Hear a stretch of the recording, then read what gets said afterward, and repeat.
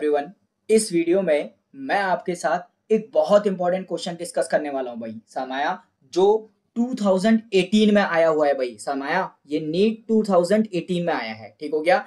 इसमें बोल रहा है कि हमें ऐसा आयन बताना है जो डीडी ट्रांजिशन रखता हो सामाया और पैरामैग्नेटिक इन नेचर हो, ठीक हो गया भाई। याद रखना, जो डी ब्लॉक एलिमेंट है उनका जो कलर आता है, क्या आता है? कलर।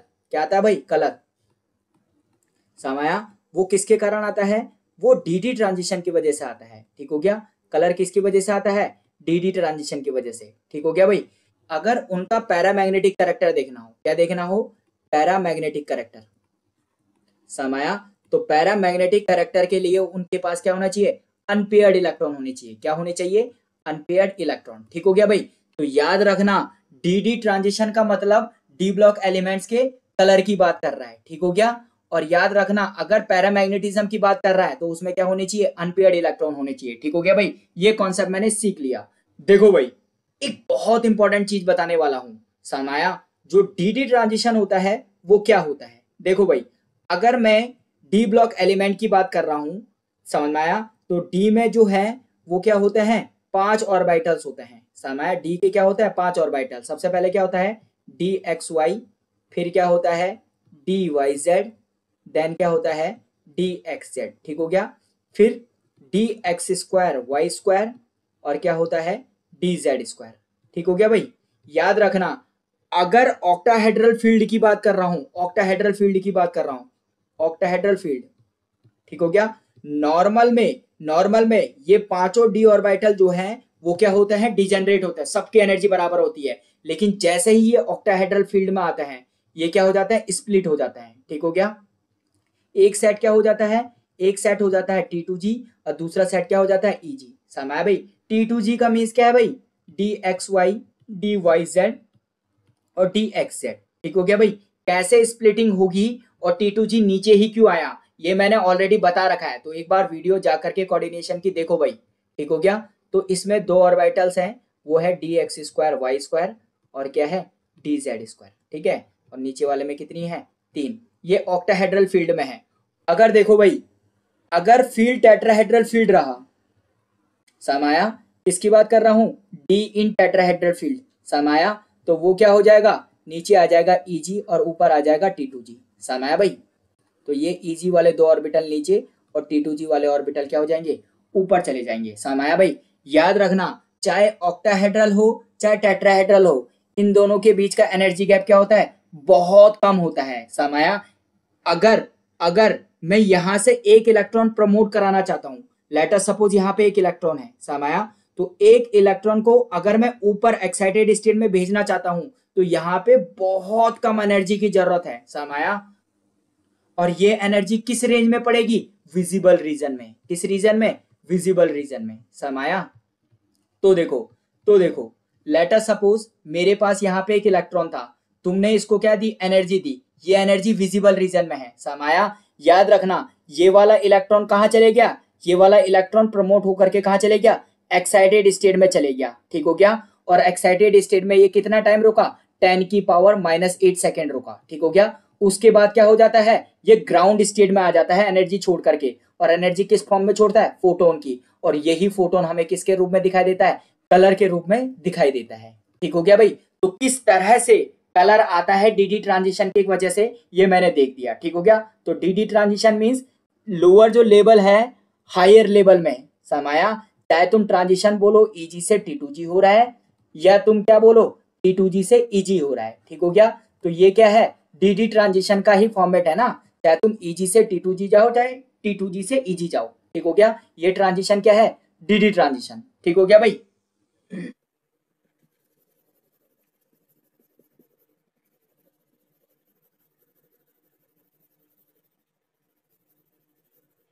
तो देखो भाई, जो कंपाउंड दे रखे हैं उनको देखते हैं। ये क्या है? CrO4-2 सामाया। दूसरा क्या है? Cr2O7-2। अगला क्या है? MnO4-2। और अगला क्या है? MnO4- है सामाया। यहाँ पे क्रोमियम का अगर मैं ऑक्सीडेशन स्टेट निकालता हूं तो क्रोमियम जो है वो +6 ऑक्सीडेशन स्टेट में है, यहाँ पे भी जो क्रोमियम है वो +6 ऑक्सीडेशन स्टेट में है, ठीक है। Mn जो है वो क्या है, यहाँ पे +6 ऑक्सीडेशन स्टेट में है, और Mn यहाँ पे क्या है, +7 ऑक्सीडेशन स्टेट में है। समझ भाई, याद रखना किस तरह से ऑक्सीडेशन स्टेट निकालनी है, ये मैंने आपको अच्छी तरह से समझा रखा है, ठीक हो गया भाई। यानी कि अगर मैं आर्गन और 3D और 4s की बात करता हूं, समाया, तो इसका एटॉमिक नंबर होता है 24। समाया भाई, तो 24 का मतलब ये 1 यहाँ पे और 5 यहाँ पे, 18 और 1 कितना हो गया 19 और 5 कितना हो गया 24। अगर +6 है तो +6 का मतलब यहाँ पे भी 0 इलेक्ट्रॉन बचेंगे और इधर भी 0, क्योंकि 6 के 6 भाग गए भाई। समाया, तो यहाँ पे डी में कोई इलेक्ट्रॉन नहीं है, D0, ठीक हो गया। सिमिलरली यहाँ पे भी जो क्रोमियम है वो क्या है, +6 ऑक्सीडेशन स्टेट में है, इसका मतलब D0।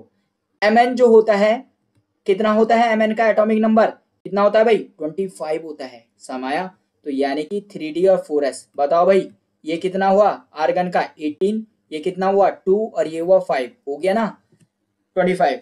तो देखो अगर ये +6 बोल रहा है तो +6 का मतलब 2 यहां से जाएंगे, तो यहाँ पे कितने बचे 0। अब याद रखना +6 का मतलब अब यहाँ से कितने जाएंगे, 4 जाएंगे। समाया, तो 4 जाएंगे मतलब फाइनल कितना बचेगा 1, तो यहाँ पे कौन सा स्टेट बना, D1 स्टेट बना। समाया, और यहाँ पे क्या है +7 में है, तो +7 का मतलब कितना आ जाएगा 3D और 4s। समाया, ये 2 और ये 5 था भाई, आर्गन को लगा करके, आर्गन के कितने थे 18, ठीक हो गया। तो यहाँ पे कितना बचा, 7 भगाने हैं, तो यहाँ पे कितना बचा 0, यहाँ पे भी कितना बचा 0, यानी कि ये क्या है D0। समाया भाई, याद रखना। अब तो आप लोगों को आंसर पता चल गया होगा, अभी भी पता नहीं चला तो तुमसे बड़ा गधा कोई नहीं है, ठीक हो गया भाई। तो क्या हुआ, केवल इलेक्ट्रॉन किसमें है, Mn+6 में है। समाया भाई, तो यानी कि ये था D1।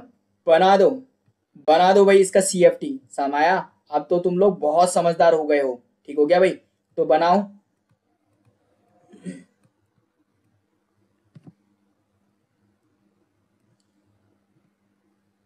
यहाँ पे 1 2 3 4 और ये 5, ठीक हो गया भाई।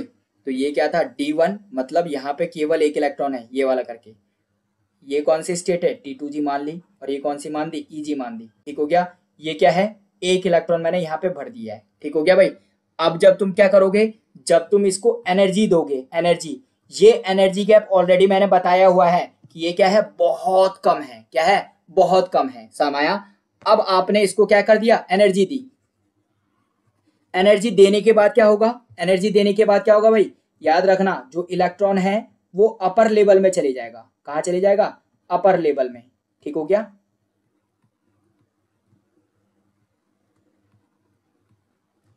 जो इलेक्ट्रॉन है वो पहुंच गया अपर लेवल में।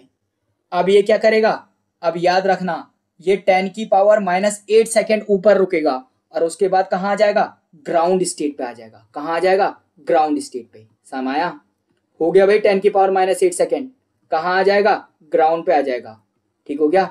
ये दोबारा कहाँ पे आ गया, ग्राउंड पे आ गया। कहाँ पे आ गया, ग्राउंड पे।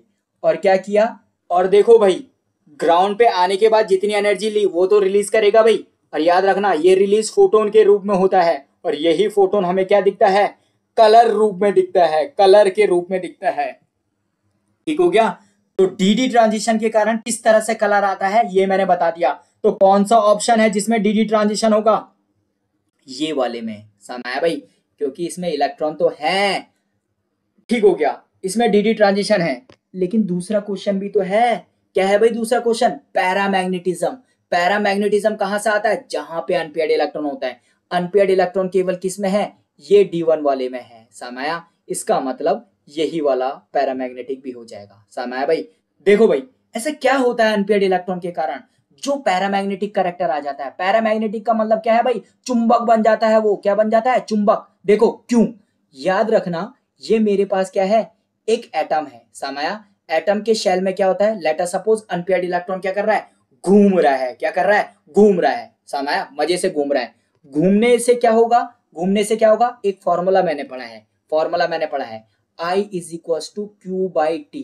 समाया, अगर चार्ज क्या करता रहेगा, लगातार रोटेट करता रहेगा, तो उसमें क्या आ जाएगा, करंट जनरेट हो जाएगा। अरे भाई ये इलेक्ट्रॉन घूम रहा है, घूम रहा है, घूमने दो, घूमने दो, घूम रहा है, तो घूमने के कारण क्या होगा, चार्ज जब फ्लो होता है तो क्या करता है, करंट जनरेट करता है। समझ आया। और 10th में मैंने एक चीज पढ़ी थी, जहां पे करंट जनरेट हो गया वहां पे मैग्नेटिक फील्ड अपने आप जनरेट हो जाता है। समझ आया। तो करेक्टर क्या हो जाएगा, पैरामैग्नेटिक करेक्टर हो जाएगा। क्या हो जाएगा, पैरामैग्नेटिक। इसलिए मैं बार बार यहाँ पे बोल रहा हूं कि अगर अनपेयर्ड इलेक्ट्रॉन हुआ तो वो क्या हो जाएगा, पैरामैग्नेटिक इन नेचर हो जाएगा। ठीक हो गया भाई। तो क्या बना, किसके पास मेरा डीडी ट्रांजिशन और पैरामैग्नेटिक करेक्टर दोनों है, याद रखना MnO4-2, ऑप्शन सी जो है वो एग्जैक्टली ठीक हो जाएगा भाई। ठीक हो गया। होप आप लोगों को ये पैरामैग्नेटिज्म और डीडी ट्रांजिशन का कॉन्सेप्ट बहुत अच्छे से समझ में आ गया होगा भाई। ठीक है, तो इस वीडियो में इतना ही। Thanks for watching, happy learning.